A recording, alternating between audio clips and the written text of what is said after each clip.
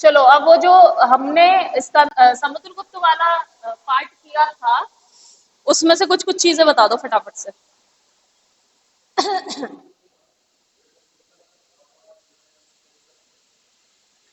हाँ, सबसे पहले उसके बारे में क्या खास बात थी?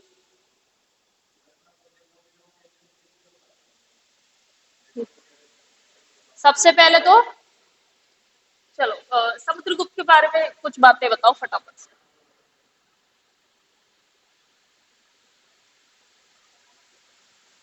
टाइम पीरियड बताओ, कब से कब तक राज किया उसने? 300 से कब तक? श्योर इतना ही है? हाँ 30 होगा बेटा, 320 से तो चंद्रगुप्त फर्स्ट थे ना, 320 में। कौन सी थी? एडी। ठीक है। तो समुद्रगुप्त जो है, हम कल जो हमने टॉपिक किया है उसको एक बार रिवाइज कर लेते हैं। 330 से 380 तक इन्होंने राज्य किया। He is the greatest ruler of India. ठीक है, in the Gupta's period. Gupta की हिस्ट्री में ये सबसे बड़े, सबसे महान रूलर थे। ठीक है। और कौन कौन से सोर्स है जिसके बारे में इनके बारे में इंफॉर्मेशन मिलती है? सबसे पहला है अलाहाबाद इंस्क्रिप्शन। ठीक है।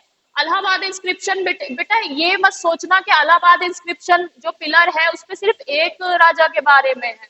बेसिकली 3 राजा के बारे में है। इसमें अशोका ने भी अपने इंस्क्रिप्शन लिखे थे, अपने बारे में गुदवाए थे संदेश। और इसमें गुप्ताज में समुद्रगुप्त के बारे में है। ठीक है। और जहांगीर जो मुगल एम्पायर है उनके बारे में भी इस अलाहाबाद पिलर पे लिखा हुआ है। ठीक है। और क्यों ये इंडिया के नेपोलियन भी जाने जाते हैं? इन्हें नेपोलियन ऑफ इंडिया भी कहा जाता है। ठीक है। क्यों कहा जाता है? क्योंकि इनकी मिलिट्री कैंपेन की वजह से इन्होंने बहुत सारे राज्य जो है वो जीत लिए थे और अपने एम्पायर को बढ़ाया था, इसलिए इनको नेपोलियन ऑफ इंडिया भी कहा जाता है। और इनको कविराज भी कहते हैं क्योंकि इन्हें पोइट्री का भी शौक था। और जैसे ही इन्होंने जो नॉर्थ इंडिया वाली कैंपेन की थी, थर्ड वाली, उसके बाद इन्होंने क्या किया था? अश्वमेध यज्ञ। उस यज्ञ के बाद इन्होंने सिक्के जारी किए थे, कॉइन। उन कॉइन पे क्या लिखवाया था? रिस्टोरर ऑफ अश्वमेधा, है ना? रिस्टोरर ऑफ अश्वमेधा, यानी अश्वमेध का पुनर्स्थापन। यानी उन्होंने अश्वमेध फिर से चलाया, यूज किया। अश्वमेध यज्ञ फिर से किया, इस तरह से रिस्टोरर, पुनर्स्थापन करना फिर से। और क्योंकि क्यों बेटा? क्योंकि he is a follower of Vaishnavism. ठीक है, he is a follower of Vaishnavism. वो वैष्णविज्म के फॉलोवर थे। एक होता है शैविज्म, एक होता है वैष्णविज्म। ठीक है। In Hindus these are the sect. कौन कौन से? ब्राह्मणिज्म। ब्राह्मणिज्म में 2 तरह के हैं, दैट इज एक वैष्णव और एक शैव। वैष्णव दोज हु वर्शिप किसे? लॉर्ड विष्णु। और शैव कौन है? Those who worship Lord Shiva. ठीक है। जो भगवान शिव को पूजा करते हैं उन्हें शैव कहते हैं, और जो भगवान विष्णु की करते हैं उनको वैष्णव कहते हैं। बट दोनों ही ब्राह्मण होते हैं। ठीक है, दोनों ही ब्राह्मण्स की फॉर्म है। चलो समुद्रगुप्त के बारे में देखो इतना ही था। और बस इनके बारे में एक याद रखना कि इनके रूल में एक कवि थे, दैट इज हरिसेन। ठीक है, हरिसेन। और ये खुद भी कवि थे, समुद्रगुप्त खुद भी कवि थे। ये खुद भी पोएट्री वगैरह लिखते थे। ठीक है। तो this is a quick recap of Samudragupta. अब हम आते हैं चंद्रगुप्त के बारे में। ठीक है। चंद्रगुप्त के बारे में सबसे पहले बात लिखेंगे। सबसे पहले हमें क्या लिखना होता है? डेट, है ना? कौन से डेट में वो, कौन सा टाइम पीरियड में वो काम कर रहे थे, मतलब उन्होंने रूल किया है।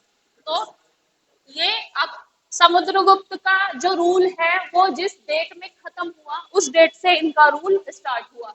यानी कि कहाँ पर कब खत्म हुआ उनका रूल? 380 में। और 380 से 415 एडी तक चंद्रगुप्त विक्रमादित्य का शासन था। ठीक है, 480 से 400। और कौन थे ये? He was the son of Samudragupta. ठीक है बेटा, समुद्रगुप्त के ये बेटे थे। हाँ, समुद्रगुप्त के बेटे थे चंद्रगुप्त विक्रमादित्य, और he was also a famous ruler.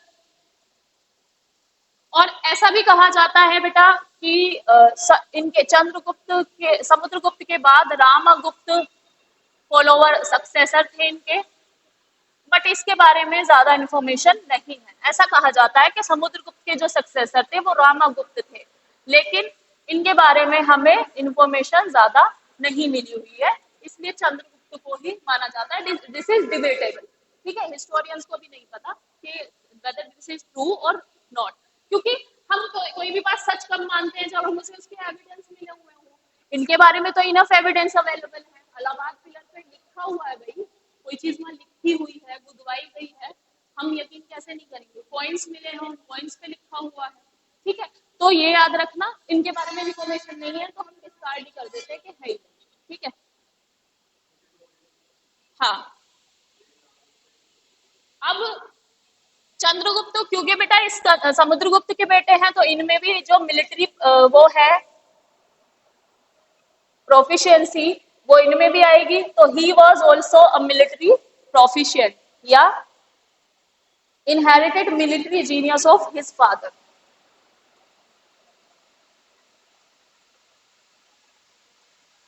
Inherited military genius of his father. अपने पिता की तरह ही ये भी मिलिट्री कैंपेन करने में निपुण थे। ठीक है, अपने पिता के ही गुण लिए हुए थे। और इन्होंने कैसी पॉलिसी अपनाई थी? Policy of, he adopted policy of war and diplomacy. ठीक है, दोनों तरह की चीजें की हैं इन्होंने, वॉर और डिप्लोमेसी। डिप्लोमेसी क्या होता है बेटा? वॉर और डिप्लोमेसी। What is diplomacy? एक तो बात होती है तोप से, ठीक है, तोप से बात कर लो। एक बात होती है बैठ के बात कर लो। तो जो बैठ के बात करना होता है उसे क्या कहते हैं? डिप्लोमेसी। और जो तोप से करते हैं वो वॉर होता है। ठीक है, तो इन्होंने दोनों को मिक्स करे रखा। जहां पे बात थी कि युद्ध करना जरूरी था, वहां पे युद्ध किया, और जहां पे बात किससे बन सकती थी? बातों से बन सकती, वहां पे बात। अब बात ऐसे नहीं कि बैठ के बात कर रहे हैं, वो नहीं। Matrimonial alliance. पहले क्यों शादियां होती थी इतनी सारी? क्यों होती थी इतनी सारी शादियां, पता है तुम्हें? राजा के, किसी राजा के 100 महारानियां थी। क्यों थी 100 महारानियां, पता है तुम्हें क्यों होती है? क्योंकि दहेज में वो राज्य मिल जाएगा। हाँ, वो दहेज में राज्य मिल जाएगा, उसके राज्य को सिक्योरिटी मिल जाएगी। ठीक है, सेम ऐसे ही जो चंद्रगुप्त विक्रमादित्य थे, इन्होंने डिप्लोमेसी जो है वो टेक्टिक यूज की, और इन्होंने नागा प्रिंसेस, नागा प्रिंसेस,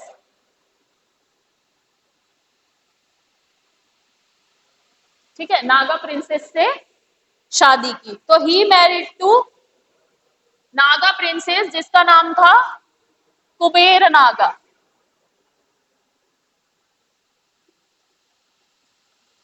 कुबेर नागा। ठीक है, इन्होंने किससे शादी की? नागा प्रिंसेस कुबेर नागा से। ठीक है, और ये जो प्रिंसेस थी, ये कौन से पार्ट में रूल कर रही थी? कौन सा पार्ट था? सेंट्रल इंडिया वाला पार्ट। और जैसे ही इन्होंने इनसे शादी की, सेंट्रल इंडिया वाला पार्ट भी चंद्रगुप्त विक्रमादित्य को मिल गया। ठीक है, सेंट्रल इंडिया में ये रूल कर रहे थे। उसके बाद इन्होंने अपनी बेटी, इनकी बेटी थी हिज डॉटर प्रभावती। क्या नाम था पूछ लेते हैं? His daughter Prabhavati.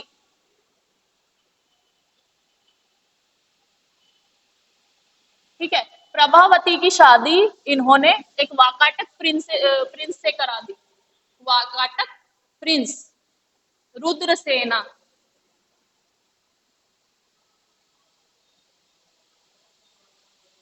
Vakataka prince Rudrasen.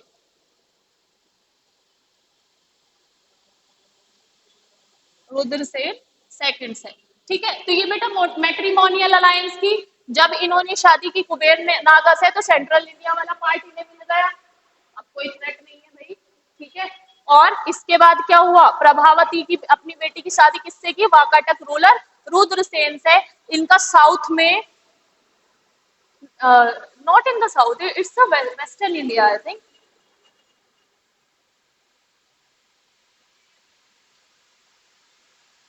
हाँ, ये जो रूलर थे बेटा डेक्कन में रूल कर रहे थे। और जब मैं बोलूं डेक्कन, तो कौन सी जगह आपके दिमाग में आती है, कौन सा पार्ट है डेक्कन?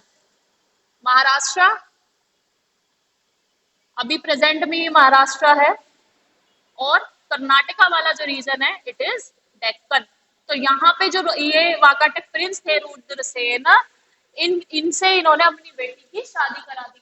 तो अब कैसी अलायंस हो गई, साउथ तक भी इनका जो है राज्य साउथ तक हो गया। ठीक है, बाकी जगह तो जीत लिया, नॉर्थ वेस्ट में, साउथ इंडिया में, बट डेक्कन में इन्होंने क्या किया, प्रभावती जो इनकी बेटी थी, वाकाटक प्रिंस जो रुद्रसेन थे, जो डेक्कन में रूल कर रहे थे, उनसे अपनी बेटी की शादी करा दी। तो अब इनकी यहाँ पर भी अच्छे अलायंस बन गए। ठीक है, तो ये थी डिप्लोमेसी। डिप्लोमेसी ऐसी होती है, भाई आपको कुछ चाहिए हमसे ले लो, हमें जो चाहिए तुम हमें दे दो, बात खत्म, शांति रखते हैं, लड़ाई झगड़ा नहीं। जैसे कि मैं तुम्हें एग्जांपल बताऊं ऑफ अकबर। अकबर सब जानते हैं, he was a famous Mughal ruler. तो अकबर के बारे में एक बात तो थी कि शुरू में वो थोड़ा हॉस्टाइल रहा। हॉस्टाइल मतलब शुरू में बहुत मारना और ये वो ये रहा। ठीक है, युद्ध करना। बट बीच में आकर के व्हेन ही सो कि बात से बात बन सकती है, तो ही मैरिड टू द ये कौन सी जगह थी वो, जोधाबाई कहाँ की थी, आमेर की। राजस्थान में आमेर जो है, वहां की प्रिंस थी जोधाबाई। शादी कर ली जोधाबाई से, और कैसे अलायंस हो गए फिर, अच्छे अलायंस हो गए। और फिर यही चीज थी इन द इसके अकबर के एम्पायर में, कि राजस्थान से फिर कोई थ्रेट नहीं आया, नहीं तो लड़ते ही रहते थे आपस में। फिर वहां से कोई थ्रेट नहीं आया, अपना राज्य उसने सिक्योर कर लिया। कौन थे? हाँ, क्या नाम था उनका, पूरा नाम था महाराणा प्रताप। हाँ, लेकिन महाराणा प्रताप फिर भी उन्हें पूरी टक्कर दी, उन्होंने एंड तक भी उन्होंने सरेंडर नहीं किया था। महाराणा प्रताप ने कह दिया था मैं सरेंडर नहीं करूंगा, कुछ भी कर लो। ठीक है, बट एक डिप्लोमेसी उन्होंने खेली थी कि इनसे शादी कर ली थी। ठीक है, लेकिन एक चीज और इसके बारे में कही जाती है कि he was tolerant to the other religion. उनके कोर्ट में सबसे ज्यादा ब्राह्मण्स थे, जैसे कि बीरबल, तानसेन और टोडरमल, मानसिंह, ये सब उसके राज्य में थे। तो ये एक डिप्लोमेसी होती है कि जब शादियां कर लेते हैं तो वो उनको मिल जाता है दहेज में वो जगह, और वो सिक्योर हो जाता है उनका पूरा रीजन। ठीक है, ये याद रखना।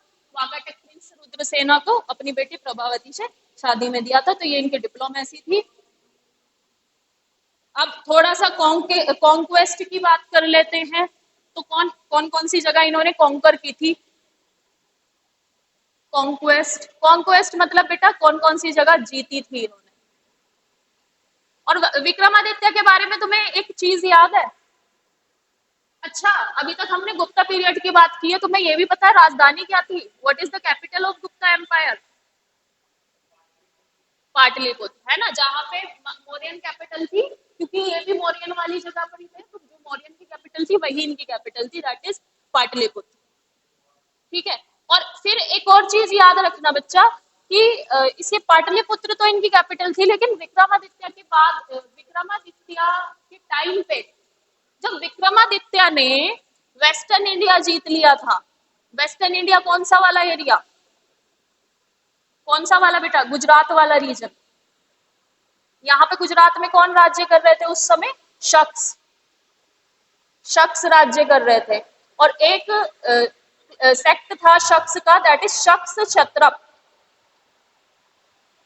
शक्स क्षत्रप, तो शक्स क्षत्रप को उन्होंने हरा दिया था राजा विक्रमादित्य ने, और वेस्टर्न इंडिया तक भी इनका राज्य पहुंच गया था। और वेस्टर्न इंडिया में तुम्हें एक जगह याद हो, उज्जैन। ठीक है, तो ये इनकी एक अनदर सेकंड कैपिटल कह सकते हो, उज्जैन बन गई। ठीक है, गुप्तास की जो सेकंड कैपिटल है उज्जैन भी बन गई। अब उज्जैन से तुम्हें कुछ याद आया? एक कहानी है विक्रमादित्य वाली कहानी, तो ये वही विक्रमादित्य है। ठीक है, विक्रम का ताल तो मेरे ख्याल से फिक्शन है, फिक्शन है, रियल था। तो राजा विक्रमादित्य को लेकर एक स्टोरी है, अगर तुमने सुनी हो या पढ़ी हो कभी भी। कौन सी? अरे वो वाली स्टोरी नहीं सुनी तुमने कि after the death of Raja Vikramaditya, after so many years, जहां पर विक्रमादित्य बैठे हुए होते थे उनके सिंहासन था, और विक्रमादित्य जाने जाते थे उनकी जस्टिस के लिए। मतलब उनकी नजरों से कोई भी जो गिल्टी था वो बच नहीं सकता था, जो भी अन्याय करता था वो नहीं बच सकता था। उन्हें पता चल जाता था, उनको ये चीज मिली थी कि वो जस्टिस करते थे। ठीक है, तो उनका जो सिंहासन था वो जस्टिस के लिए जाना जाता था। ठीक है, तो जब वो याद हो कि एक बच्चा, एक चरवाहे का बच्चा खेल रहा था और वो एक टीला था, उस टीले पे जब बैठ जाता था तो अचानक से वो ऐसे बिहेव करता था जैसे कि वो राजा हो। जब उस टीले के नीचे खोदा गया, उस उज्जैन में जो उस समय राजा रूल कर रहे थे, उन्हें जब पता चला कि ये टीला जो है इसके नीचे एक बच्चा है और वो ऐसे बिहेव करता है जैसे कि वो राजा है, तो वो समझ जाता है कि जरूर यहाँ पे राजा विक्रमादित्य का सिंहासन दबा है। ठीक है, तो वो खुदवाते हैं सिंहासन को, वो अपने यहाँ ले आते हैं। जब भी वो राजा उस पे बैठने की कोशिश करता है तो उसमें कुछ एंजल लगे हुए थे, जिसे 32, हाँ 32 एंजल लगे हुए थे। उन एंजल, वो एंजल सवाल करते थे जब भी वो बैठने की कोशिश करता था उस सिंहासन पे, तो राजा से वो सवाल पूछते थे कि तुम इस पे तभी बैठना अगर तुमने कभी कोई पाप ना किया हो। क्योंकि सबने किया, वो पीछे हट जाता था। फिर वो उसे सलाह देते थे कि ये करके आओ तब तुम बैठना। जब भी वो एक सवाल पूछता था एक बत्ती सी उड़ जाती थी। ठीक है, उन एंजल्स में से, 32 एंजल में से एक एंजल उड़ जाता था, और एंड में जब वो उसने सवाल किया तो वो पूरा सिंहासन लेके उड़ गए, ऐसा कहा जाता है। ठीक है, it is might not be true but some part of it is true. ठीक है, क्योंकि राजा विक्रमादित्य अपनी न्याय प्रियता के लिए जाने जाते थे। ठीक है, तो ये चीज, ये कहानी है, बहुत पुरानी है, लेकिन उज्जैन, इसलिए उज्जैन का नाम आता है। ठीक है, उज्जैन इनकी स्ट्रेटेजिक कैपिटल बनी थी। कब बनी थी? क्योंकि जब इन्होंने वेस्टर्न इंडिया जीत लिया था, जो वेस्टर्न इंडिया वाला गुजरात वाला पार्ट है, जब यहाँ इन्होंने जीत लिया तो उज्जैन इनकी स्ट्रेटेजिक कैपिटल बन गई। और अभी कहाँ है उज्जैन? प्रेजेंट में मध्य प्रदेश में है ना, एमपी में। तो यहाँ पे जो था, ये जो जिस रूलर को इन्होंने हराया था उसका नाम था रुद्र सिम्हा, रुद्र सिम्हा। और इनको हराने के बाद उन्होंने एक टाइटल लिया था, चंद्रगुप्त ने इसको हराने के बाद एक टाइटल लिया था, उस और टाइटल का नाम था सकारी। सकारी मतलब शख्स का विनाशक या शक का विनाश करने वाला। इन्होंने एक टाइटल लिया था सकारी, शख्स का विनाशक करने वाला। और क्योंकि ये भी अपने पिता की तरह वैष्णविज्म के फॉलोवर थे और ये भी अश्वमेधा यज्ञ में बिलीव करते थे, तो इनको हराने के बाद इन्होंने अश्वमेधा परफॉर्म किया, अश्वमेध यज्ञ। ठीक है, ये इन्होंने परफॉर्म किया। ठीक है, चंद्रगुप्त के बारे में ये बात। अब चंद्रगुप्त के बारे में एक और बहुत इंपॉर्टेंट बात है जो तुम लोगों को याद रखनी है, दैट इज क्या बेटा? फाहियान की विजिट। चाइनीज ट्रेवलर फाहियान कब आया था इंडिया? ये सबसे इंपॉर्टेंट बात है और it should be written on here, that is a Chinese traveller Fahien Bharat आया था। किसके रूल में? चंद्रगुप्त के रूल में। ठीक है, अब चाइनीज ट्रेवलर जो फाहियान था, ये जब भारत आया था तो बेटा ये कुल 9 साल के करीब रहा था, 9 वर्ष के करीब, 9 इयर्स तक ये रहा था। उसमें से 6 ईयर ये गुप्ता साम्राज्य में रहा। अच्छा, कोई भी ट्रेवलर आता है, और चाइनीज ट्रेवलर तो शुरू से ही, China is a famous for the collecting the information. तो चाइनीज ट्रेवलर जो ये फाहियान थे, ये क्यों आए थे भारत? किसी को पता? कोई आइडिया क्यों आ सकते हैं? है क्या करना ये, हाँ जा सकती है। बेसिकली क्या हुआ था बेटा हमारे यहाँ पे जैसे जैसे in around this this century, कौन कौन सी सेंचुरी में, थर्ड सेंचुरी के आसपास, third century AD, third century AD में बुद्धिज्म पूरी तरह से क्या हो गया था, डेक्लाइन होना स्टार्ट हो गया था, बुद्धिज्म डेक्लाइन। देखो बच्चों, बुद्धिज्म जो है ये डेक्लाइन हो गया था। डेक्लाइन क्यों हो गया था, क्योंकि यहाँ उनके खुद के कारण थे, क्योंकि मैंने जब बुद्धिज्म पढ़ाया था मैंने बताया था कि वो दो सेक्ट में डिवाइड हो गया था, एक महायान बुद्धिज्म और एक Hinayana Buddhism. Buddha never said कि मेरी वर्शिप करना, बुद्धा नेवर सेड कि मेरे नाम पे टेम्पल्स बनाना, बुद्धा नेवर सेड कि मेरे नाम पे पैसे लेना, but in Mahayana Buddhism they started मूर्ति पूजन, बुद्धा ने कभी नहीं कहा था, और दे स्टार्टेड अदर थिंग्स जो कि बुद्धिज्म की फिलोसफी से अलग थी। तो इसलिए धीरे धीरे हमारे यहाँ पे क्या हुआ, बुद्धिज्म डेक्लाइन हो गया, क्योंकि उसने भी वही चीजें अपना ली ना, ब्राह्मणिज्म वाली, ठीक है, जो ब्राह्मणिज्म में होता है वही वो चीजें उन्होंने अपना ली। तो इसलिए बुद्धिज्म क्या था हमारे यहाँ पे थर्ड सेंचुरी आते आते डेक्लाइन हो गया। उसके बाद फाहियान, जो चाइनीज ट्रेवलर फाहियान था, ये क्यों आया था, ये आया था बुद्धिस्ट मेनु मैन्युस्क्रिप्ट कलेक्ट करने के लिए, बुद्धिस्ट मैन्युस्क्रिप्ट्स कलेक्ट करने के लिए। मैन्युस्क्रिप्ट्स क्या होती हैं बेटा, प्रतिलिपियां, जो प्रतिलिपि बुद्धिस्ट की लिखी हुई थी उनको कलेक्ट करने के लिए और ट्रांसलेट करने के लिए, उनको ट्रांसलेट कर लिया था उन्होंने, जो जो भी लिखी हुई थी संस्कृत में या पाली लैंग्वेज में, उन्हें अपनी लैंग्वेज में ट्रांसलेट करने के लिए, ठीक है, ये टेक्स्ट ट्रांसलेट करने के लिए, और यहाँ पे जो भी बुद्धिस्ट मोनास्ट्रीज है उनको विजिट करने के लिए, और वो चंद्रगुप्त के समय में भी भारत में थे, ठीक है, इनके बारे में हमें इंफॉर्मेशन मिलती है, उन्होंने चंद्रगुप्त के राज्य के बारे में बताया है, ठीक है। फाहियान तो याद रखना, ऐसे पूछते हैं कि फाहियान किसके शासन में भारत आया था, तो your answer will be Chandragupta second. First मत लगाना, दो चंद्रगुप्त थे, एक इनके पूर्वज थे, ठीक है, दैट इज चंद्रगुप्त फर्स्ट, लेकिन ये कौन से है, चंद्रगुप्त सेकंड, ये समुद्रगुप्त के बेटे हैं, तो ये सेकंड, और इसके आगे विक्रमादित्य लगा आ जाएगा तो तुम्हें पता ही चल जाएगा, विक्रमादित्य लगा हुआ तो ऑब्वियस सी बात है यही है। तो फाहियान आए थे चाइनीज ट्रेवलर भारत, और हाँ ये याद रखना, इन्होंने कौन कौन सी जगह देखी थी, पेशावर, मथुरा, कन्नौज, श्रावस्ती, कपिलवस्तु, कुशीनगर, बेसिकली जो जो जगह है गौतम बुद्धा ने विजिट की है, जहाँ पर गौतम बुद्धा ने अपने सरमन्स दिए हैं, वो जगह इन्होंने विजिट की थी, ठीक है, फाहियान में। और चंद्रगुप्त के साथ ही हमारा जो पॉलिटिकल एस्पेक्ट है गुप्ता साम्राज्य का वो खत्म हो जाता है, इसमें सिर्फ एक रूलर बचता है बेटा। After Chandragupta there are so many successor, but जो लास्ट सक्सेसर था, लास्ट गुप्ता रूलर था, that is Kumaragupta,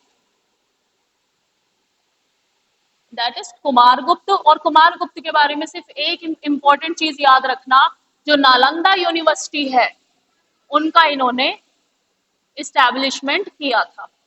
Nalanda university India में first ever Gurukul type of university जो थी हमारी, नालंदा यूनिवर्सिटी सबसे पुरानी यूनिवर्सिटी। और बाद में ये यूनिवर्सिटी किसने डिस्ट्रॉय कर दी थी, हुन इन्वेजन, जो हुन्स आए थे, हुन्स जो आए थे उन्होंने यहाँ पे हमला किया था कुमारगुप्त के टाइम पे, और ये नालंदा यूनिवर्सिटी, समुद्रगुप्त के टाइम पे भी हुआ था हुन इन्वेजन, बट कुमारगुप्त ने इस इन्वेजन को पूरी तरह से, मतलब उनके राज्य में ये हुआ था, ठीक है।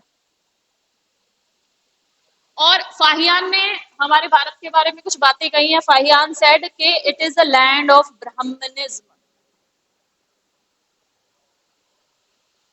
Land of Brahmanism.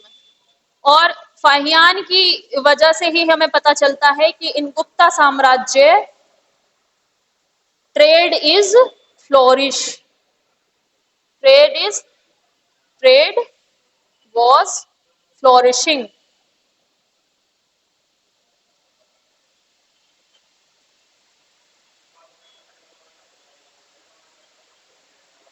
ठीक है, ये याद रखना। तो this is the political aspect of Chandragupta Vikramaditya.